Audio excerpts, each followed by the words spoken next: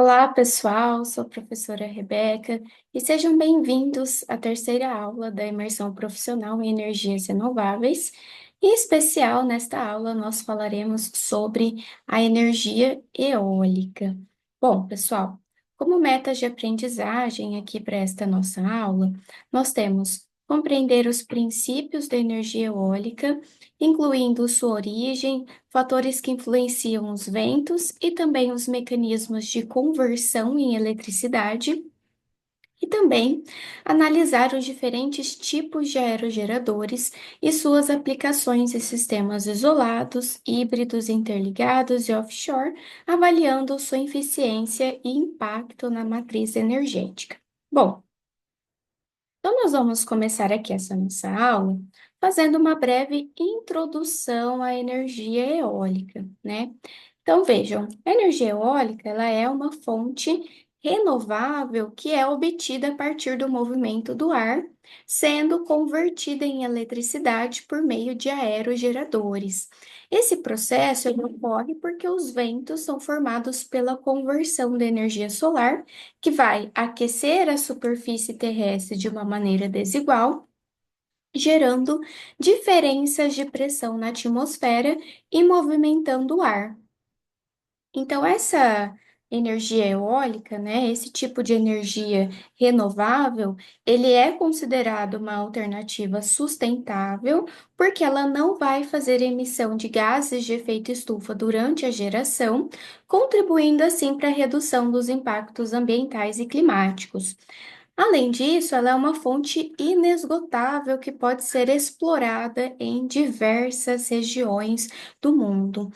Bom, a expansão da energia eólica, ela tem um papel fundamental na redução da dependência de combustíveis fósseis como petróleo, carvão e gás natural, que já vimos em aulas anteriores, e ao substituir fontes poluentes por uma matriz energética mais limpa, a energia eólica ela vai contribuir para a segurança energética e para o desenvolvimento sustentável, promovendo um futuro com menor impacto ambiental, certo?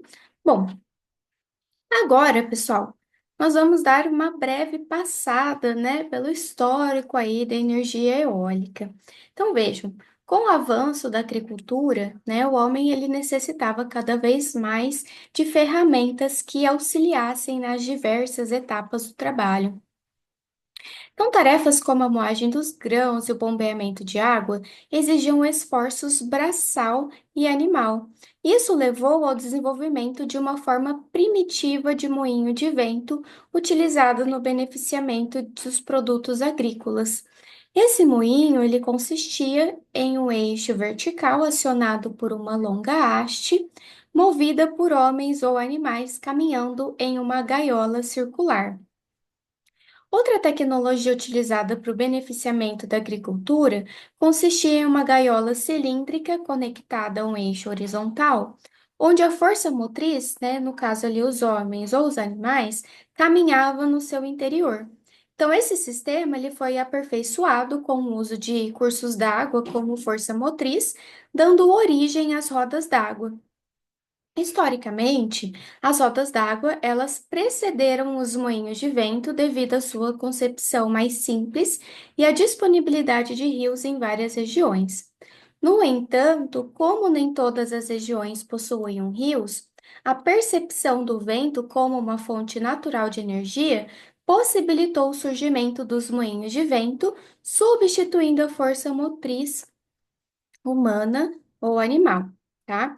Então, vejam, o primeiro registro histórico da utilização da energia eólica para bombeamento de água e também para moagem de grãos por meio de cataventos, ela vem da Pérsia ali por volta de 200 anos antes de Cristo. E esse tipo de moinho, de eixo vertical, ele se espalhou pelo mundo islâmico e foi utilizado por vários séculos, tá? Então, existem indícios de que antes da invenção dos cataventos na Pérsia, a China e o Império Babilônico também utilizavam cataventos rústicos para irrigação. E mesmo com baixa eficiência, os cataventos primitivos apresentavam vantagens para o bombeamento de água e moagem de grãos. Vejam, pouco se sabe aqui sobre os cataventos antigos do Oriente Médio e da China, né? Mas existem registros de modelos que utilizavam velas de sustentação em eixo horizontal nas ilhas gregas do Mediterrâneo. Sabe-se que a introdução dos cataventos na Europa aconteceu no retorno das cruzadas há cerca de 900 anos, né? Então, na Idade Média, o uso dos moinhos de vento na Europa foi amplamente documentado, sendo os modelos de eixo horizontal do tipo holandês rapidamente disseminados. Durante esse período, a maioria das leis feudais incluía restrições à construção de moinhos de vento por camponeses, forçando-os a utilizar os moinhos dos senhores feudais para a moagem dos grãos. Além disso, foram estabelecidas leis proibindo a plantação de árvores próximas aos moinhos, assegurando assim o direito ao vento. Entre os séculos 17 e 19, a Holanda teve um grande desenvolvimento do uso dos moinhos de vento, especialmente para a drenagem das terras cobertas por água. Então, um exemplo que a gente tem aqui na figura, né? Vejam que os moinhos de vento da Holanda também foram utilizados para a produção de óleos vegetais, fabricação de papel e acionamento de serrarias. E já em meados do século XIX, aproximadamente 9.000 moinhos de vento estavam em operação no país. E além da Holanda, outros países europeus também tinham um grande número de moinhos, tá? Como no caso da Bélgica, da Inglaterra e também da França.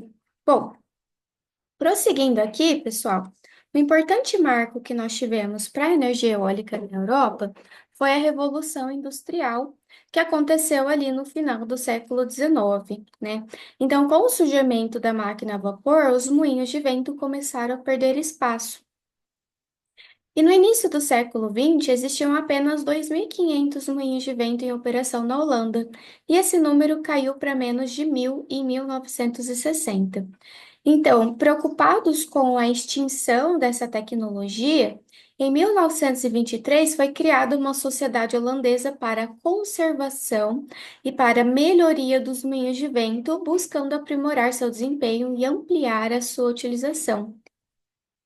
A tecnologia dos cataventos de múltiplas pás para bombeamento de água se desenvolveu de forma significativa, sendo amplamente utilizada em áreas rurais dos Estados Unidos, Austrália, Rússia, África e também América Latina. E estima-se que mais de 6 milhões de cataventos foram instalados nos Estados Unidos desde a segunda metade do século XIX para abastecimento de fazendas e gado. Com o avanço da rede elétrica no início do século XX, iniciaram-se pesquisas para aproveitar a energia eólica na geração elétrica, e nos Estados Unidos, os aerogeradores de pequeno porte eram utilizados em fazendas e residências rurais isoladas, enquanto a Rússia investia na conexão de aerogeradores de médio e grande porte diretamente à rede elétrica. A adaptação dos cataventos para a geração elétrica, ela começou no final do século XIX. Em 1888, Charles Brush, um industrial de Cleveland, construiu o primeiro catavento para geração de energia elétrica, capaz de fornecer 12 quilowatts de corrente contínua para o carregamento de baterias e iluminação de 350 lâmpadas incandescentes. O cataventos ele tinha 144 pás, 17 metros de diâmetro e uma torre de 18 metros de altura. E aí, esse sistema ele operou por 20 anos, sendo desativado em 1908. A Rússia ela foi pioneira no desenvolvimento de aerogeradores de grande porte, instalando em 1931 o aerogerador de Balaklava de 100 quilowatts conectado por uma linha de transmissão de 30 quilômetros a uma usina termoelétrica. E aí esse modelo ele gerou 280 mil quilowatts-hora por ano, com um fator médio de utilização de 32%. A Segunda Guerra Mundial impulsionou o desenvolvimento dos aerogeradores de médio e grande porte, isso porque muitos países buscavam economizar combustíveis fósseis, né? Então, o maior aerogerador da época que foi o Smith-Putnam, em 1941, ele tinha 53,3 metros de diâmetro e capacidade de 1.250 quilowatts, mas foi desativado em 1950 por problemas de fadiga nas pás. Após a Segunda Guerra Mundial, os combustíveis fósseis e as grandes hidroelétricas se tornaram mais competitivos economicamente, reduzindo então o interesse pela energia eólica. E aí, a partir dos anos de 1970, com a crise do petróleo, houve um novo impulso nas pesquisas e também no desenvolvimento das turbinas eólicas de grande porte. Bom, então, como nós já vimos ali na nossa parte introdutória da nossa aula, a energia eólica ela provém da radiação solar, uma vez que os ventos são gerados pelo aquecimento não uniforme da superfície terrestre. E aproximadamente 2% da energia solar absorvida pela Terra, ela é convertida em energia cinética nos ventos. Embora esse percentual ele pareça pequeno, ele representa centenas de vezes a potência instalada em todas as centrais elétricas do mundo. Os ventos, eles podem ser classificados em ventos globais e locais, influenciados por fatores como altura, rugosidade do solo, obstáculos e relevo. E a seguir, a gente vai falar sobre os principais mecanismos que são responsáveis pela geração dos ventos, bem como os fatores que influenciam seu regime em uma determinada região, tá?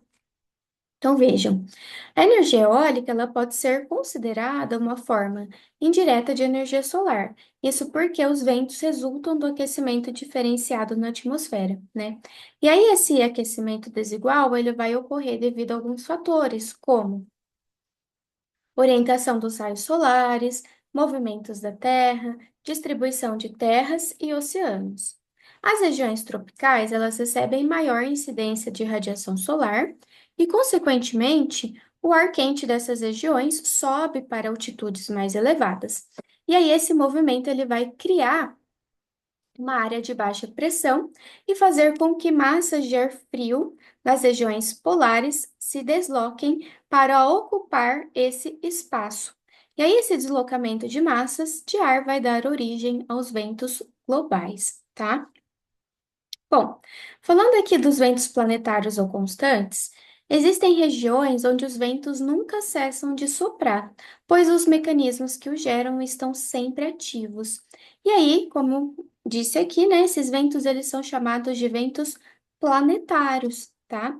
Esses ventos, eles incluem os ventos alísios, que sopram dos trópicos para o Equador em baixas altitudes, contralísios que sopram do Equador para os polos em altitudes elevadas, ventos do oeste que sopram dos trópicos para os polos, e os ventos polares, que são ventos frios que sopram dos polos para as zonas temperadas, tá? Prosseguindo aqui, além dos ventos globais, há os ventos que variam ao longo das estações do ano, devido à inclinação do eixo terrestre e à variação sazonal da radiação solar, tá? Então vejam, esses ventos eles mudam de direção ao longo do ano e vão incluir monções, são ventos que mudam de direção a cada 6 meses, influenciando as chuvas em regiões como a Índia, e as brisas, que são ventos periódicos que sopram do mar para o continente durante o dia, brisa marítima, né? E do continente para o mar à noite, que é a brisa terrestre, tá? Então, o fenômeno das brisas, ele ocorre porque a Terra aquece e esfria mais rapidamente do que a água. Durante o dia, o ar sobre a Terra esquenta e sobe, enquanto o ar frio do mar se desloca para o continente. E aí, à noite, o processo se inverte, tá? Então, além dos ventos globais periódicos, existem os ventos locais, que ocorrem em regiões específicas devido às variações topográficas. E aí, o exemplo mais comum que nós temos são os ventos de montanha e vale. Durante o dia, o ar quente sobe pelas encostas das montanhas, enquanto o ar frio desce para os vales. E durante a noite, o ar frio das montanhas desce para os vales e se acumula. Bom, o comportamento do vento em uma região, ele é determinado por diversos fatores. incluindo velocidade, direção e variação ao longo do tempo. A seguir, aqui, a gente vai apresentar alguns dos principais fatores que vão afetar a intensidade e a distribuição dos ventos, tá?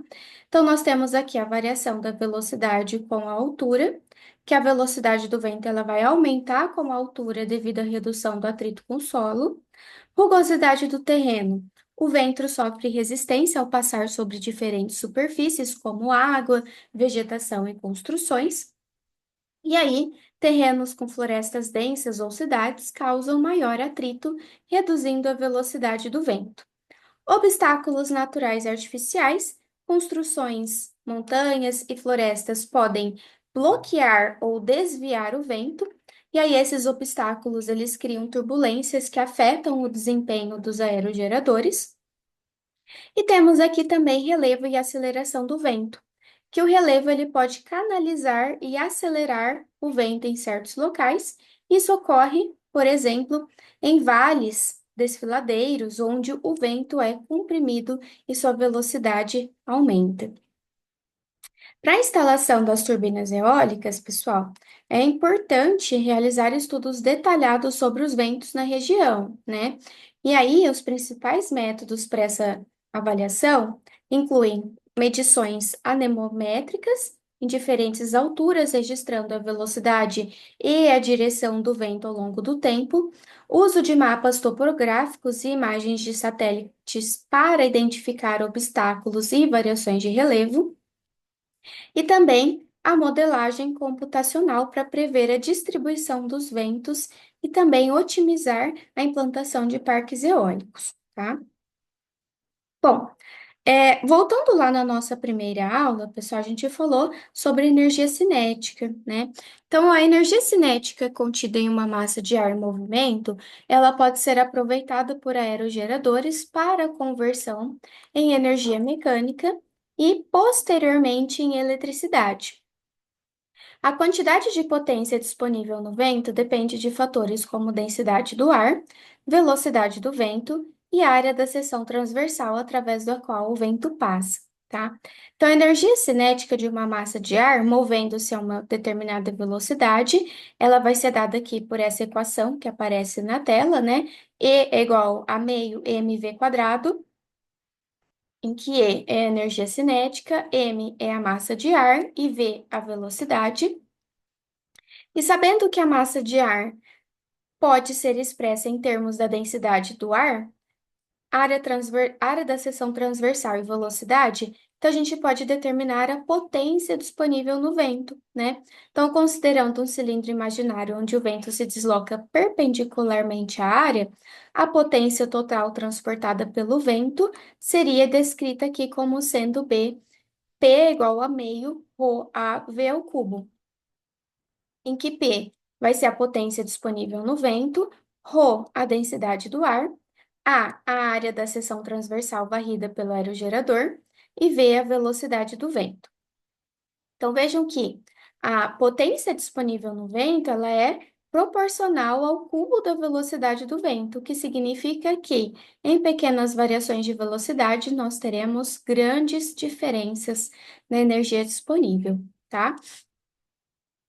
A potência do vento por unidade de área, conhecida aqui como densidade de potência do vento, ela é expressa aqui por essa fórmula, dP é meio ρV ao cubo, e essa equação ela indica que, para um aerogerador eficiente, é fundamental instalá-lo em locais onde a velocidade média do vento ela seja alta, ok? Bom, quando o vento atinge as pás de um aerogerador, parte da sua energia cinética ela vai ser transformada em energia mecânica. No entanto, percebam que não é possível converter toda a energia do vento em energia útil. Isso porque o fluxo do ar ele precisa continuar se movimentando após passar pelas pás, né? Então, para determinar a fração de energia eólica que pode ser extraída, é utilizado o coeficiente de potência, que é definido como sendo a razão entre a potência extraída pelas pás e a potência total disponível no vento. O físico Albert Betz, ele demonstrou que o limite teórico máximo de aproveitamento de energia eólica, ele vai ser de aproximadamente 59,3%, tá? Então, isso significa que nenhuma turbina eólica ela pode converter mais do que 59,3% da energia do vento em eletricidade. O aerogerador, ele não pode parar completamente o vento após a passagem pelas pás. Então, para calcular a potência extraída do vento, Betts considerou a variação de velocidade do vento antes e depois da passagem pelas pás. Assim, para um fluxo de ar uniforme com velocidade inicial, velocidade no retor e velocidade após o retor, nós temos que o V2 vai ser V1 mais V3 sobre 2, né? Considerando aqui que V1 é o inicial, V2 velocidade no rotor e V3 velocidade após o rotor, tá? E aí, a potência extraída ela pode ser determinada por meio dessa fórmula que aparece aqui para vocês, né? Meio ρ AV ao cubo, que vai multiplicar 1 menos V3 sobre V1 vezes 1 mais V3 sobre V1. No caso ideal, a velocidade do vento após as pás, ela vai ser 1/3 da velocidade original, que vai resultar no máximo aproveitamento teórico da energia eólica, certo? Bom, as pás do aerogerador, elas interagem com o vento através de duas forças principais. Nós temos aqui a força de sustentação, que atua perpendicularmente ao fluxo do ar resultante e é responsável pela rotação eficiente das pás, e temos também a força de arrasto, que atua na mesma direção do fluxo do ar, reduzindo a eficiência do aerogerador. A velocidade do vento vista pelas pás resulta da combinação da velocidade do vento incidente e da velocidade tangencial das pás, tá? Conforme aqui a gente tem a equação, né? A velocidade do vento vista pelas pás vai ser igual à velocidade do vento incidente menos a velocidade tangencial das pás. O torque gerado pelo aerogerador, ele vai ser resultado da composição vetorial das forças de sustentação e arrasto, sendo então essencial para a conversão de energia cinética do vento em energia mecânica, ok? Bom, a eficiência de um aerogerador, ela depende de diversos fatores, né? Como o coeficiente da potência da turbina, e a razão entre a velocidade da ponta da pá e a velocidade do vento incidente, tá? Então, aqui nós temos ômega sendo a velocidade angular do rotor, R sendo o raio do rotor e VW a velocidade do vento incidente, né? A geometria e ângulo das pás, elas influenciam o coeficiente de potência, a altura da torre, pois a velocidade do vento tende a ser maior em altitudes mais elevadas, e condições atmosféricas como densidade do ar e turbulência, tá? Então, o coeficiente de potência ele pode ser representado em gráficos para diferentes valores do lambda, né? E ângulo de passo das pás. E aí a otimização desses parâmetros ela é fundamental para aumentar a eficiência dos aerogeradores. Bom,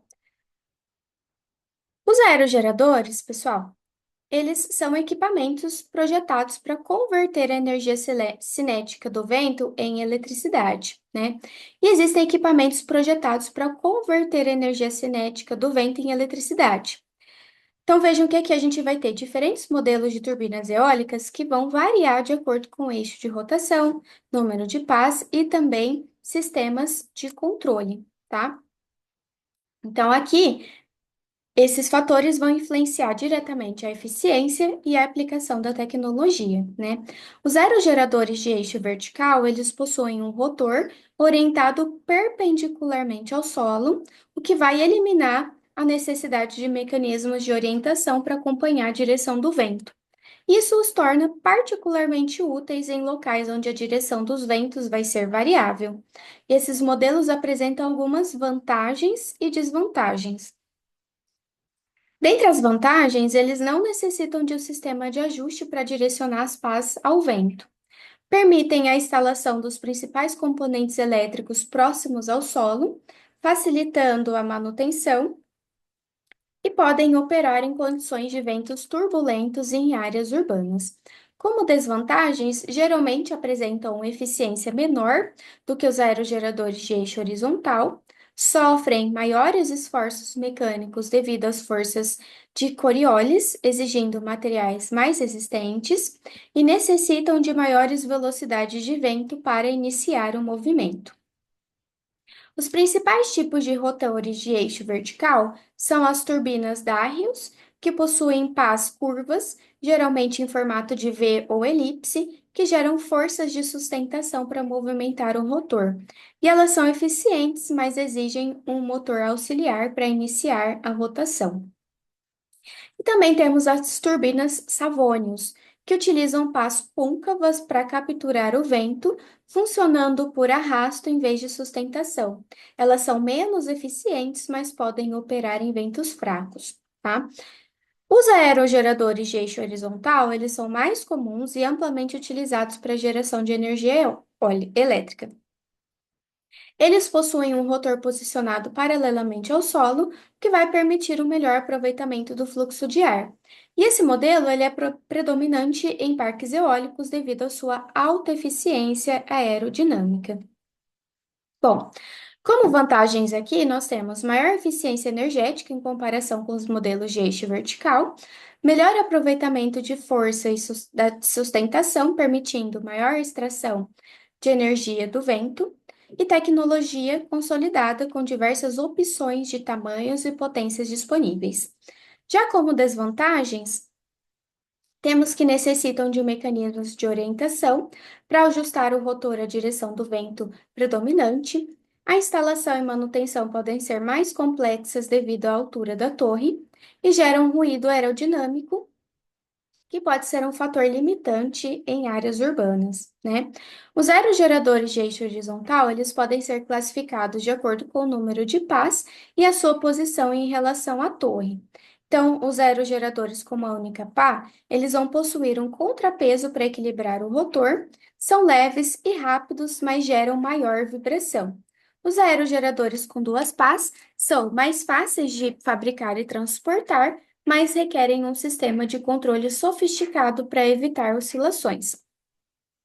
Aerogeradores com três pás representam um padrão comercial, pois oferecem um bom equilíbrio entre eficiência, estabilidade e redução de ruído, e os aerogeradores multipás são utilizados principalmente para bombeamento de água, possuem muitas pás e funcionam com base no princípio de arrasto. Além disso, os aerogeradores de eixo horizontal, eles podem ser upwind ou downwind, né? O upwind, que significa a montante do vento, o rotor fica antes da torre, garantindo um fluxo de ar mais limpo e eficiente. No entanto, eles necessitam de um sistema ativo de orientação. Já o modelo downwind, que significa a jusante do vento, o rotor fica depois da torre, permitindo que a própria força do vento ajuste a sua direção. Contudo, o impacto do vento na torre ele pode causar turbulências que vai reduzir a eficiência. Falando dos aerogeradores de eixo horizontal, eles possuem diversos componentes estruturais e elétricos que garantem o seu funcionamento eficiente. Esses componentes eles podem ser agrupados em três partes principais: nacelle, rotor e torre. A nacelle é a estrutura localizada no topo da torre, onde estão alojados os principais componentes do aerogerador. Ela abriga o gerador elétrico, que vai converter a energia mecânica em eletricidade, a caixa multiplicadora, que aumenta a velocidade de rotação para otimizar a conversão de energia, sistema de freios que permite interromper a rotação do rotor em situações de emergência, e controladores e sensores que monitoram a direção e a velocidade do vento, ajustando a posição do rotor conforme necessário. As pás são os elementos responsáveis por capturar a energia do vento. Elas são projetadas com perfis aerodinâmicos para maximizar a eficiência. E atualmente são construídas com fibra de vidro reforçada para garantir leveza e resistência. As pás elas são fixadas ao cubo, que é uma estrutura metálica que as conecta ao eixo principal, e nos aerogeradores modernos, o cubo pode conter rolamentos que permitem o ajuste do ângulo das pás para controle da velocidade e da potência gerada. A caixa multiplicadora ela vai ter a função de aumentar a rotação do eixo do rotor para que o gerador possa operar em faixas ideais de velocidade, né? Então, a velocidade do rotor ela varia de 20 a 150 RPM, enquanto o gerador opera em 1.200 a 1.800 RPM. Nos últimos anos, alguns fabricantes eles eliminaram a necessidade da caixa multiplicadora, utilizando geradores múltiplos de baixa velocidade. E aí, essa abordagem vai reduzir a complexidade mecânica e aumentar a confiabilidade do sistema. Os aerogeradores utilizam diferentes tipos de geradores elétricos, dentre eles os síncronos, que operam com velocidade variável e requerem eletrônica de potência para conversão de energia e os geradores assíncronos, que são mais simples e baratos, mas exigem o uso de capacitores para fornecer potência reativa. Então vejam que a escolha do gerador ela vai depender das condições do vento, do custo e também da eficiência desejada, né? A torre sustenta toda a estrutura do aerogerador e tem um papel fundamental no desempenho da turbina. Quanto maior for a torre, maior vai ser a velocidade do vento e a energia captada. Então, os principais tipos de torre são as treliçadas, mais leves e econômicas, mas que estão sujeitas a vibrações, tubulares de aço, que oferecem maior resistência estrutural e são amplamente utilizadas em aerogeradores comerciais, e de concreto, que são usadas em turbinas de grande porte, combinando resistência e estabilidade.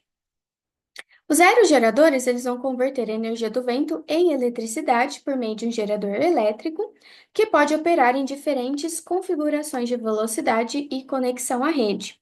A qualidade da energia produzida depende de fatores como frequência, tensão e controle da potência gerada, sendo essencial para garantir um funcionamento estável do sistema elétrico. Bom, nos aerogeradores de velocidade constante, o gerador é conectado diretamente à rede elétrica, o que significa que sua rotação é determinada pela frequência da rede elétrica.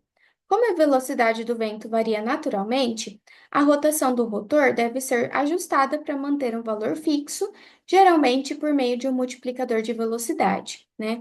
Então, a relação entre a geração do gerador e a rotação do rotor ela é dada por Ng é igual a R vezes Nt, em que Ng é a rotação do gerador, Nt a geração do rotor e R a relação de transmissão do multiplicador.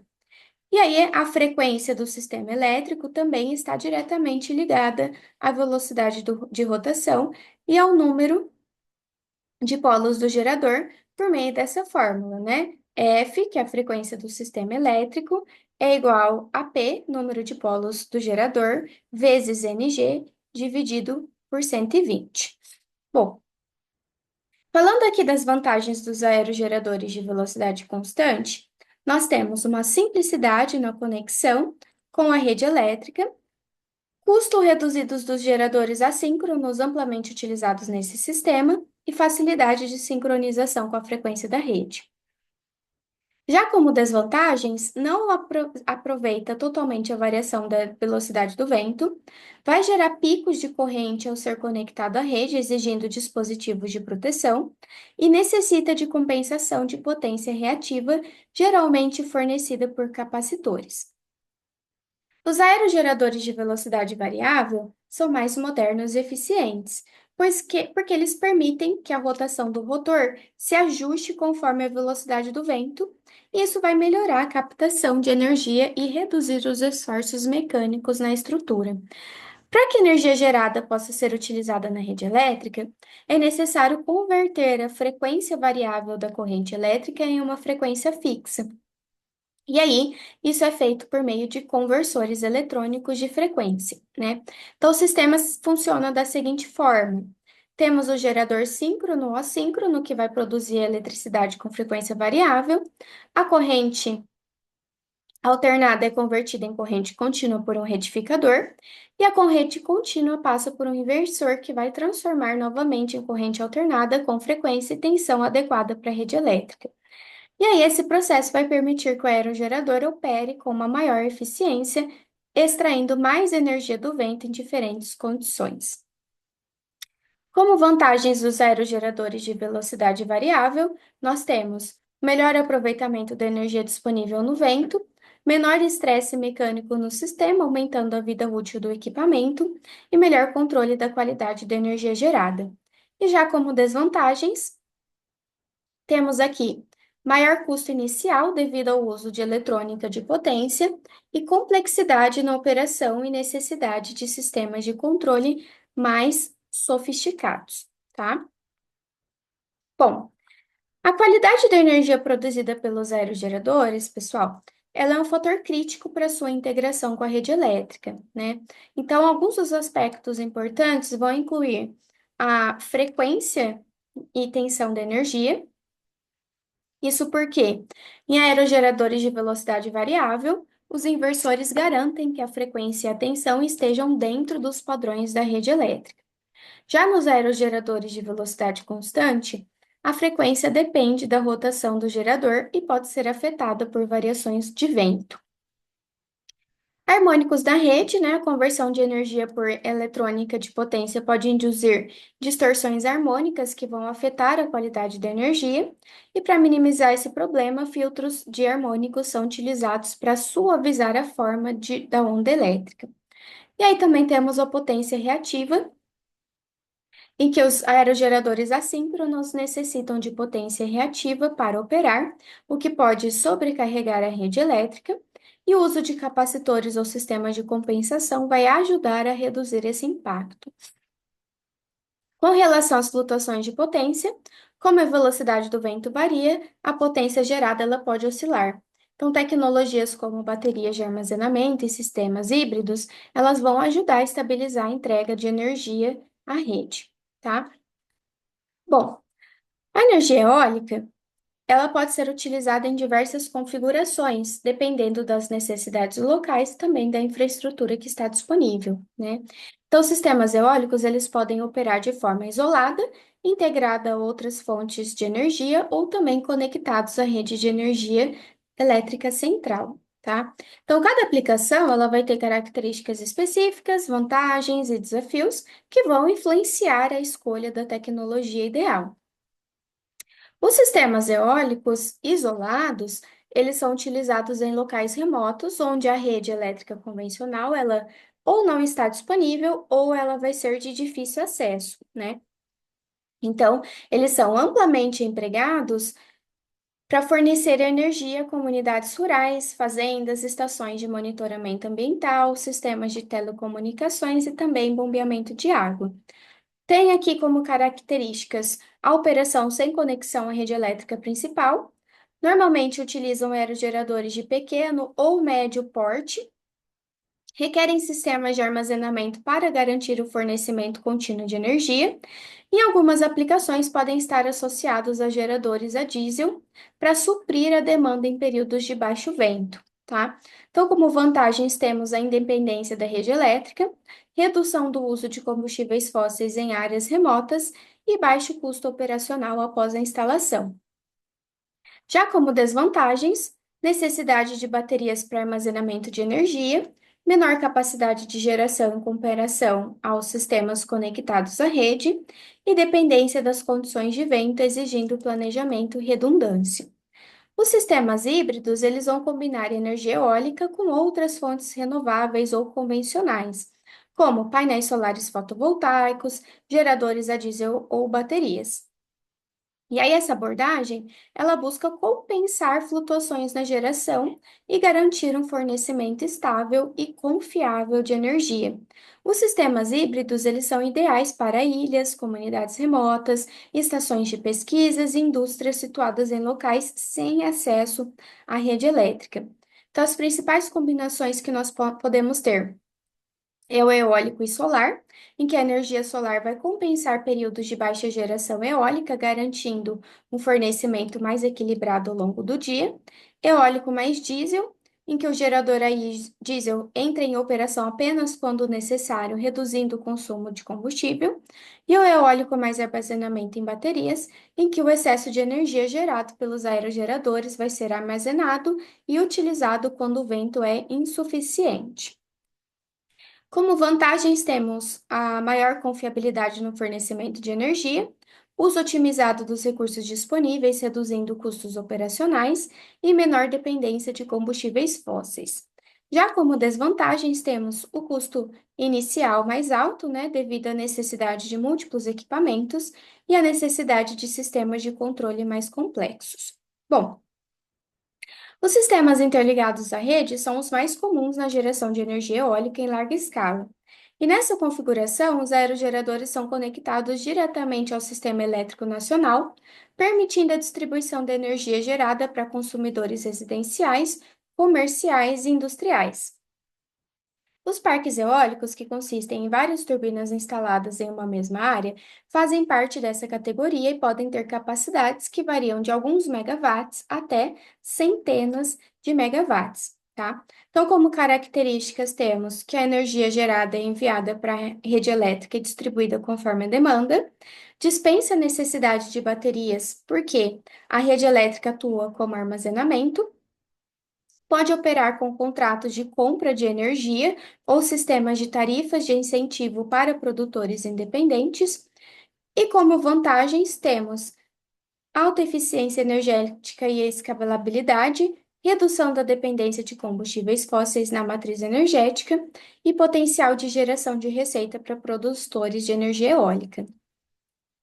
Já como desvantagens, dependência da infraestrutura na rede elétrica, variação da geração conforme as condições do vento e necessidade de sistemas avançados de controle para garantir estabilidade na rede.